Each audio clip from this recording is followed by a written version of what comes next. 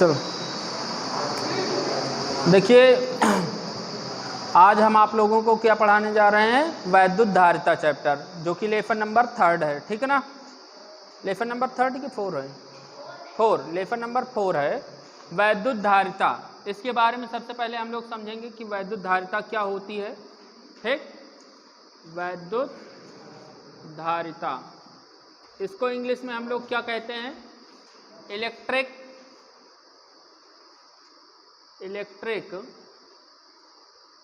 Capacitance बोलते हैं, electric capacitance. ठीक, वैसे कैपेसिटी पहले आप लोग लिखिएगा नहीं, पहले आप समझिए। कैपेसिटी से मिलकर बना हुआ क्या, कैपेसिटेंस। कैपेसिटी मतलब क्या होता है, कैपेसिटी मतलब होता है क्षमता। क्या होता है, क्षमता। जैसे क्षमता है आपके खाना खाने की 2 रोटी की क्षमता है, तो आप 2 रोटी खा सकते हो, 4 रोटी तो नहीं खा सकते हो, है ना। अब मान लो आपकी क्षमता है कि आप 20 किलो वजन उठा सकते हो, अब 50 किलो तो नहीं उठा पाओगे, 50 किलो, है ना। क्योंकि क्यों नहीं उठा सकते, क्योंकि आपकी क्षमता जो है वो 20 किलो की है या 2 रोटी खाने की है, समझ गए ना। आप 10 रोटी नहीं खा सकते हो। उसी प्रकार आप यहाँ पर समझिए, जैसे एक बर्तन है, क्या है, बर्तन, कोई भी बर्तन मान लीजिए, जग, गिलास, कुछ भी है। इस बर्तन की जो क्षमता है मान लीजिए कि 500 मिलीलीटर है, 500 ml है, ठीक ना। 500 मिलीलीटर इसमें पानी आएगा, तो 500 मिलीलीटर पानी आने का मतलब इसकी जो क्षमता है वो 500 ml की है, समझ गए ना। जैसे कोई टंकी है, वो कोई टैंक है, उसकी 1000 लीटर की क्षमता है, तो उसमें 1000 लीटर ही पानी आएगा। अगर उससे ज़्यादा पानी डालोगे तो क्या होगा, पानी बाहर जाने लगेगा, है कि नहीं भाई। 1000 लीटर आपने पानी भर दिया टंकी में, अब इससे ज़्यादा आप पानी भरोगे तो क्या होगा, पानी ओवरफ्लो होगा, बाहर जाने लगेगा, ऐसे ऐसे, है ना। क्यों बाहर जाएगा, क्योंकि इसकी क्षमता 1000 है, ठीक ना। इसी प्रकार किसी भी जो चालक होता है उसकी भी एक क्षमता होती है, उसको हम आवेश मतलब चार्ज एक लिमिट भर ही दे सकते हैं, ठीक ना। उससे ज़्यादा देंगे तो तार खराब हो जाएगा या तो फिर उसका लीकेज होने लगेगा, ठीक ना। तो सबसे पहले हम लोग पढ़ते हैं धारिता, और वो भी कैसी धारिता, वैद्युत धारिता। अच्छा, धारिता एक शब्द है, धारिता एक शब्द है जिसका अर्थ होता है धारण करने की क्षमता, धारण करने की क्षमता, धारण करने की क्षमता। ठीक, अब काहे चीज के, अगर इसमें पानी है, 1000 लीटर का टंकी है, तो इसके धारण करने की क्षमता 1000 लीटर है। ये है 500 मिलीलीटर है, तो इसके धारण करने की क्षमता 500 है, ठीक ना। अब इसी प्रकार अगर हम कहें वैद्युत धारिता क्या होती है, वैद्युत धारिता, तो किसी चालक को दिया गया आवेश, किसी चालक को दिए गए आवेश को धारण करने की क्षमता को क्या कहते हैं, वैद्युत धारिता। परिभाषा, किसी चालक को दिए गए आवेश को धारण करने की क्षमता वैद्युत धारिता कहलाते हैं, ठीक ना। ये एक जर्नल सी डिफिनीशन है, हम आपको इसकी दूसरी डिफिनीशन वैद्युत धारिता की अभी आप बताएंगे, इसको भी लिख दोगे तो राइट है, कोई गलत नहीं है, ठीक ना। अब वैद्युत धारिता की दूसरी परिभाषा कैसे बनेगी उसको आप लोग याद रखिएगा, ठीक।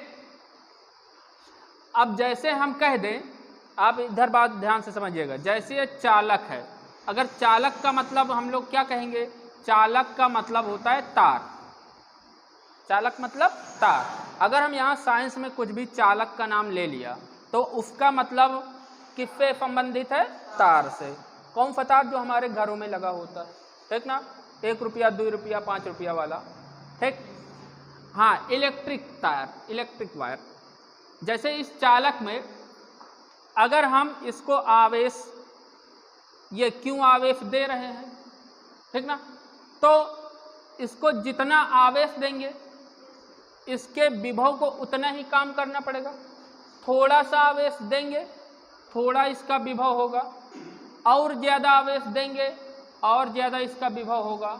मतलब जितना हम आवेश इस चालक को जितना चार्ज देंगे उसका विभव उतना ही परिवर्तन होगा, उसके विभव में उतना ही परिवर्तन होगा। विभव का मतलब समझते हो आप लोग भाई, अनंत से किसी आवेश को दूसरे बिंदु तक ले जाने में अगर थोड़ा सा चार्ज रहेगा तो उसको ले जाने में थोड़ा काम करना होगा, है कि नहीं।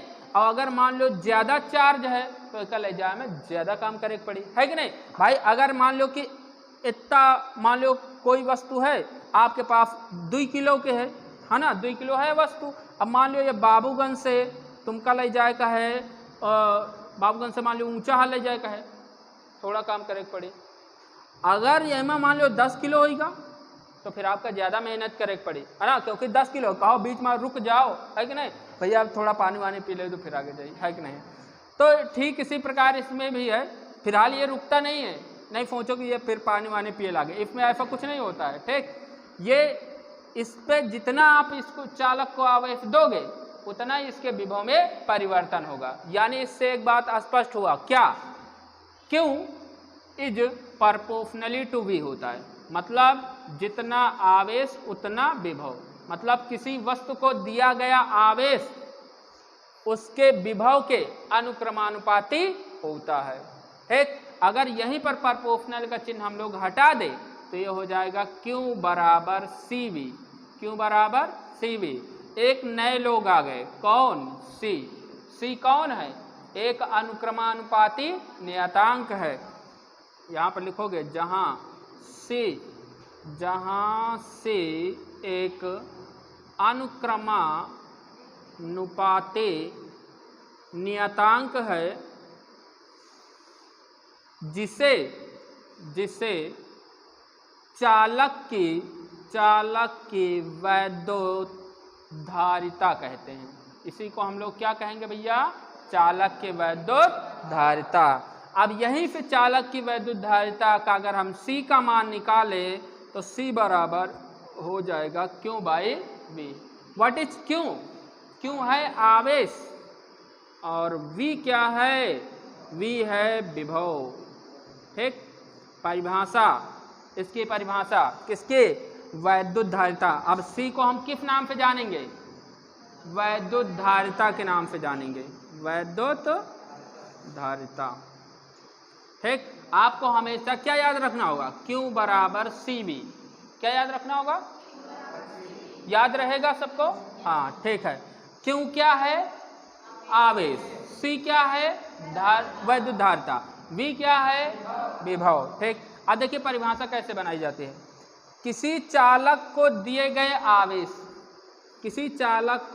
गए आवेश के कारण उसके विभव में होने वाले परिवर्तन, कभी कम कभी ज़्यादा, परिवर्तन के अनुपात को हम लोग क्या कहते हैं, वैद्युतधारिता कहते हैं। यहाँ से परिभाषा बन जाएगी, किसी चालक को दिए गए आवेश के कारण उसमें होने वाले विभव परिवर्तन के अनुपात को वैद्युतधारिता कहते हैं। बना लोगे। अब इसका देखिए मात्रक, क्या मात्रक, बहुत आसानी से आप लोग निकाल सकते हो। अच्छा, आवेश का मात्रक क्या होता है, बोलिए, कूलाम। विभव वोल्ट, इसका बटा अगर लीजिए तो ये हो जाएगा कूलाम प्रति वोल्ट। कूलाम प्रति वोल्ट के अलावा इसी को भैया कहा जाता है फैरेड। क्या कहा जाता है, फैरेड, जिसको हम लोग F से दर्शाते हैं। कैसे, F से, ठीक। तो इस प्रकार वैद्युतधारिता का जो मात्रक मिला वो क्या मिला, फैरेड मिला। क्या मिला, फैरेड। भैया दूसरा मात्रक क्या मिला, कूलाम प्रति वोल्ट मिला, कूलाम प्रति वोल्ट मिला। और देखिए इसकी बीमा देखिए, किसकी, वैद्युतधारिता के। बीमा कैसे निकालोगे बताइए, आवेश की बीमा क्या होती है, 80 होती है, ठीक। अब विभव, चलो विभव बीमा मान लो नहीं आवत, कोई दिक्कत नहीं। विभव V बराबर सूत्र W/Q। व्हाट इज W, कार्य की बीमा। मान लो कार्य के भी नहीं आती, चलो हटाओ, कार्य की भी नहीं आती। कार्य बराबर बल गुणे विस्थापन। अब बल के तो होते हैं, बल के बीमा होते हैं एनालिटिक पावर -2, विस्थापन दूरी मतलब यल से गुणा करा दो, ml² T-2, या काहे के आगे, कार्य के। अब कार्य वाली बीमा यहाँ पे रख दो, ml² t-2 अपॉन आवेश AT, ठीक। यही का ऊपर लेके जाओ भैया, ml² लिख लियो, t 1 है पावर, ऊपर जाई -1, 2 1 कितना हो जाए -3, a की पावर 1 प्लस में ऊपर जाई, या निकल के आगे किसके, विभवांतर के बीमा, विभव की बीमा। समझो, ऐसे निकाला जाता है। अगर जिसका नहीं आता आप सूत्र लगाइए, बीमा लिखते जाइए। अब यहाँ पर रख दीजिए सीधा, यहाँ पर v है, v का मान यहाँ पर रखिए, ml² t-3 a -1 हो गया। अब एक आराम से हल कर लियो भैया, हल करो। m की पावर कितनी है बताओ, 1, यह का ऊपर लेके जाओ -1, l की पावर कितनी है 2, प्लस में ऊपर ले जाओ -2, t की पावर 3 ऊपर ले जाओ +3, 1 t और है जोड़ दो, 3 1 4, a माइनस में ऊपर जाए प्लस में 1 1 2, तो एक निकल आई किसके, बीमा, वैद्युत धारिता की बीमा। समझ गो, निकाल ले हो आप लोग। हाँ, अब आगे देखो, जो ये फैरेड है, फैरेड वैद्युत धारिता का ये बड़ा मात्रक है। कैसा मात्रक है, हाँ, वैद्युत धारिता का जो फैरेड है वो बड़ा मात्रक है। इसके छोटे मात्रक या अन्य मात्रक, वैद्युत धारिता के अन्य मात्रक देखो, एक होता है एक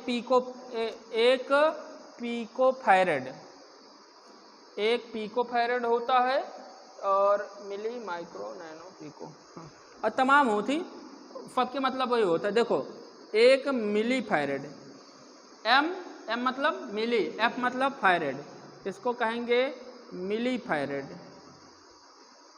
ऐसा कोनो दिक्कत नहीं है, याद करें में। देखो, मिली के मतलब हम कितना बताओ, 10 की घात -3, चाहे फैरेड हो, चाहे मीटर हो, चाहे जौन हो, तो मिली की जगह सीधा 10 की घात -3, आगे फैरेड है तो यहाँ फैरेड लिख दो।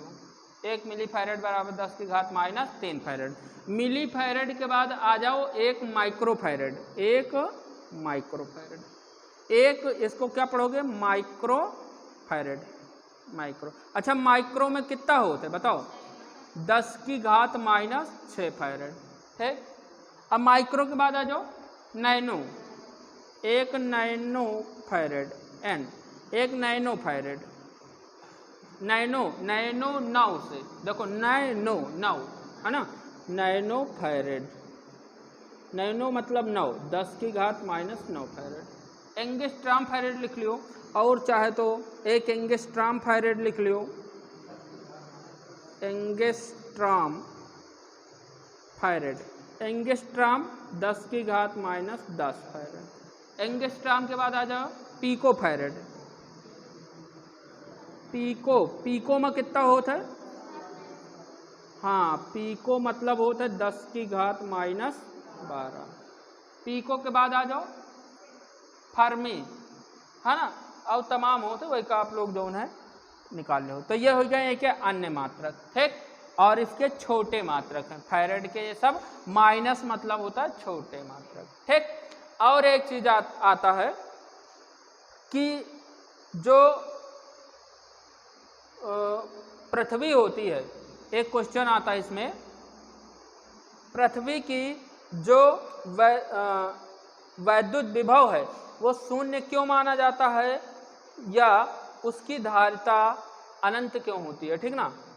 पृथ्वी का जो वैद्युत विभव है, ये क्वेश्चन आता है, पृथ्वी का जो वैद्युत विभव है वो शून्य क्यों होता है, क्वेश्चन ऐसे ही होता है, पृथ्वी का वैद्युत विभव शून्य क्यों होता है। अच्छा, विभव V बराबर सूत्र होता है, अभी यहीं से अगर हम निकालें तो V बराबर सूत्र हो जाएगा Q/C, Q/C होगा कि नहीं।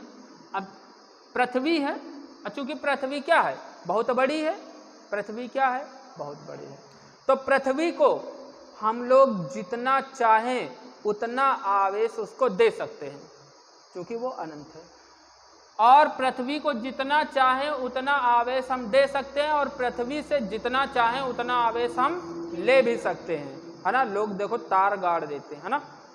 तो इस प्रकार हम क्या कह सकते हैं भाई, पृथ्वी को हम जितना चाहें उतना आवेश दे सकते हैं। देने का मतलब उसके धारण करने की क्षमता अनंत है। धारण करने की क्षमता अनंत है। धारण करने की क्षमता हो गई उसकी धारिता। समझे? पृथ्वी की जो धारिता होती है वो अनंत होती है। क्यों भाई? अनंत। और अनंत से किसी भी संख्या को आप भाग दोगे तो उसका वैल्यू क्या आएगा? 0 आएगा। क्या आएगा? 0। यही कारण होता है, ठीक ना। अगर क्वेश्चन आ जाए कि पृथ्वी का वैद्युत विभव शून्य क्यों होता है, तो आप लोग क्या लिखोगे? पृथ्वी को हम जितना चाहें उतना आवेश दे सकते हैं और जितना चाहें उतना आवेश ले सकते हैं। अर्थात पृथ्वी की वैद्युत धारिता क्या होती है? अनंत होते हैं, इसलिए उसका वैद्युत विभव शून्य होता है। समझ में आया? तो आप लोग सबसे पहले वैद्युत धारिता हेडिंग डालिए और इसके बारे में लिखिए।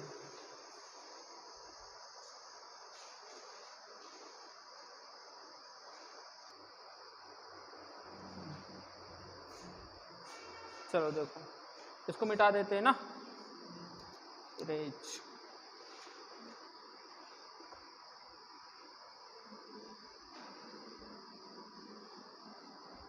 देखिए, इसमें जो एक फैरेड की परिभाषा आपको बताएं, एक फैरेड की परिभाषा, एक फैरेड की परिभाषा कैसे बनेगी? जो हमने आपको यहाँ से C बराबर Q/V, यही तो बताएं।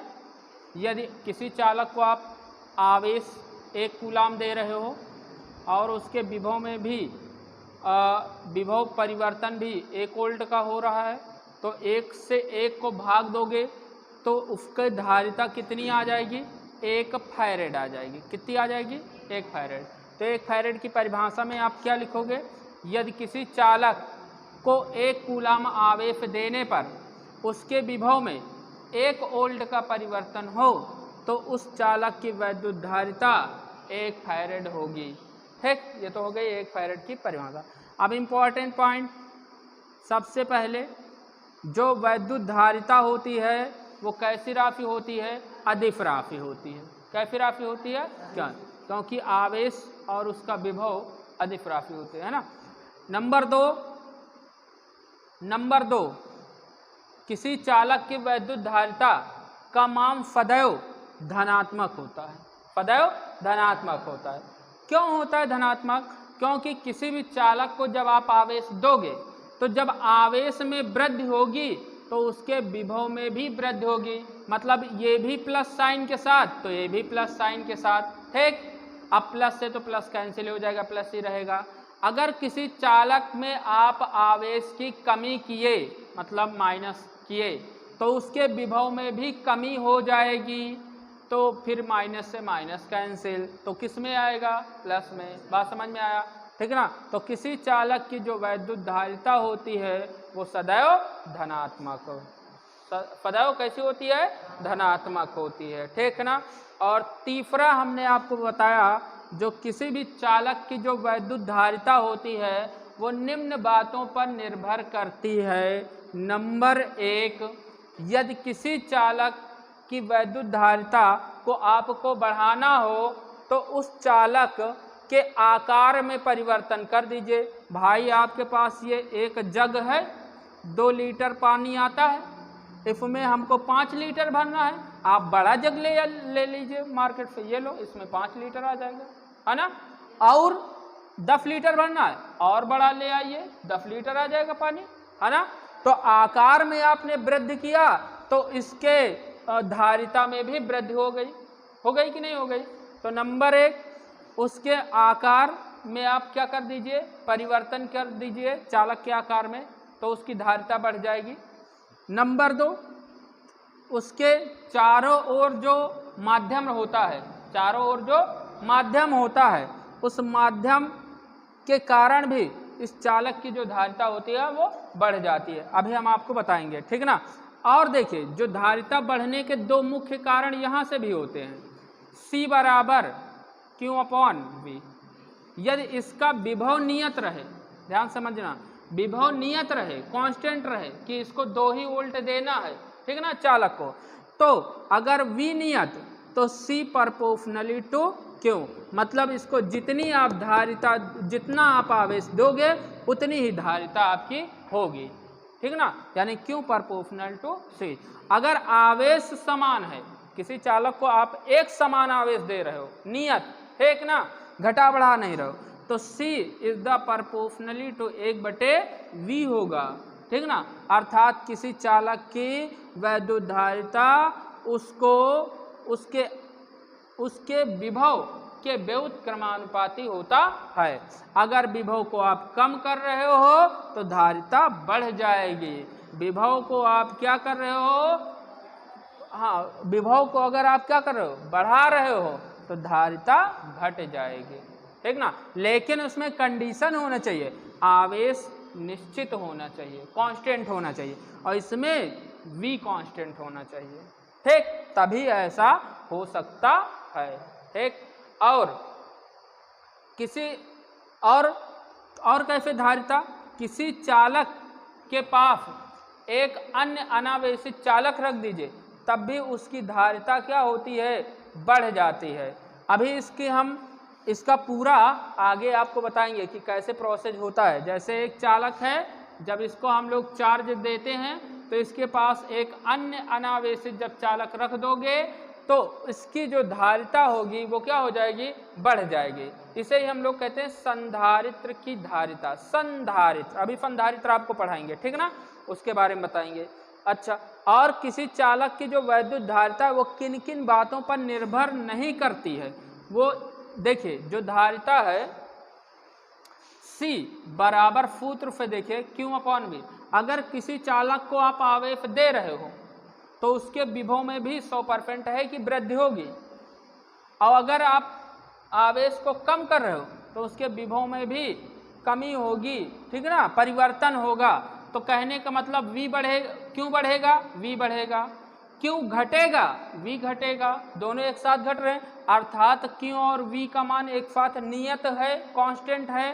तो C मतलब ये इस पे निर्भर, Q और V पर निर्भर नहीं करेगा, निर्भर करेगा यदि इसमें में से कोई दो में से कोई एक मान कांस्टेंट हो जाए तो, नियत हो जाए तो। मतलब हमसे क्यों से मतलब नहीं है, हमको बस एक समान मतलब 5 कूलाम देना है तो 5 ही कूलाम देना है, ठीक, तो निर्भर करेगा V पर। अगर वोल्टेज है, हमको 10 वोल्ट देना है तो 10 ही वोल्ट देना, उससे ज़्यादा नहीं देना है, ना कम देना है, तो फिर निर्भर करेगा किस पर, क्यों पर, समझ गए ना। अब अगर कांस्टेंट नहीं है, क्यू और V में से कोई भी चीज़ नियत नहीं है, तो फिर उसकी धारिता इसके आवेश और विभव पर निर्भर नहीं करेगी। बात समझ में आई कि नहीं आई, आए, बात समझ में आई कि नहीं, आप लोगों को नहीं आया हो तो फिर समझा दें। आए, देखो, अगर विभव, फिर समझिए, विभव और आवेश इन दोनों में से किसी एक का मान निश्चित होगा तब तो उसकी धारिता घटेगी या बढ़ेगी। अगर इन दोनों में से किसी भी मान निश्चित नहीं है तो फिर आप समझ लीजिए उसकी धारिता पर आवेश और विभव का कोई महत्व नहीं होगा, समझ गए ना, कांस्टेंट का काम करेंगे। और नंबर 2, चालक के पदार्थ पर, जैसे आप एक एल्युमिनियम ले लीजिए, एक लोहे का ले लीजिए चालक, ठीक ना, और उसके आकार और आकृति दोनों एक समान हो तो उसकी जो धारिता होती है वो भी एक समान होती है। कैसी होती है, एक समान। जैसे कि अभी हमने आपको बताया कि किसी नहीं, पृथ्वी की जो का वैद्युत विभव होता है वो शून्य होता है ना। शून्य क्यों होता है, क्योंकि क्यों हमारे पास सूत्र है V बराबर Q/C। किसी मतलब जो पृथ्वी है उसको हम आवेश जितना चाहे दे सकते हैं और जितना चाहे उससे आवेश ले सकते हैं, अर्थात पृथ्वी की जो धारिता होती है वो अनंत होती है, धारण करने की क्षमता। इसलिए V बराबर Q/इनफाइनाइट, तो इसलिए इन्फिनाइट से Q को भाग दोगे 0 आ जाएगा, ठीक। इतना ये सब समझ में आ गया। अब आप लोगों को अगली हेडिंग आप लोगों को डालना है विलगित गोली चालक की वैद्युत धारिता। डालिए आप लोग हेडिंग, विलगित गोली चालक की वैद्युत धारिता, ठीक।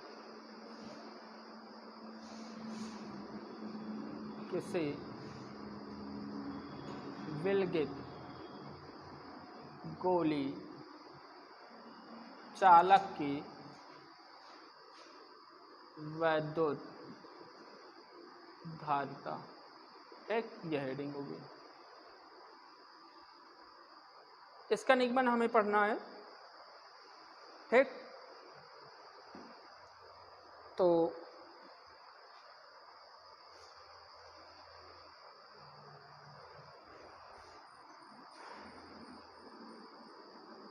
चलिए देखिए,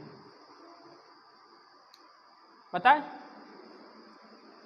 ये एक गोली चालक है, गोली चालक, और जिसकी त्रिज्या जो है वो हम मान लेते हैं कैपिटल आर है। कितनी है? कैपिटल आर है।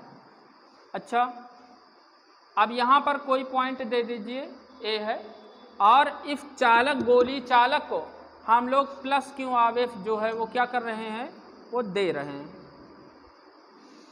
ये प्लस क्यू आवेश दे रहे हैं। तो इसके पृष्ठ पर, गोली चालक के पृष्ठ पर एक समान रूप से धनावेश क्या हो जाता है, फैल जाता है। क्या हो जाता है? फैल जाता है।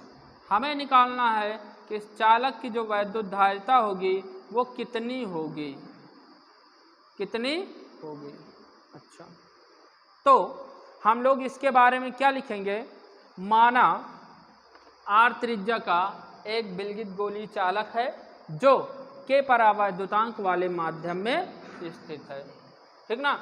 विलगित गोली चालक की वैद्युत धारिता ज्ञात करनी है, विलगित गोली चालक की वैद्युत धारिता ज्ञात करनी है कि इसकी धारिता, इसकी कैपेसिटी कितनी होगी, ठीक है ना। अब इसकी वैद्युत धारिता ज्ञात करने के लिए हमें सबसे पहले निकालना होगा इसके पृष्ठ पर विभव। क्या निकालना होगा? विभव। अच्छा, विभव का सूत्र होता है V बराबर 1/4πε0 इंटू क्यू अपॉन आर।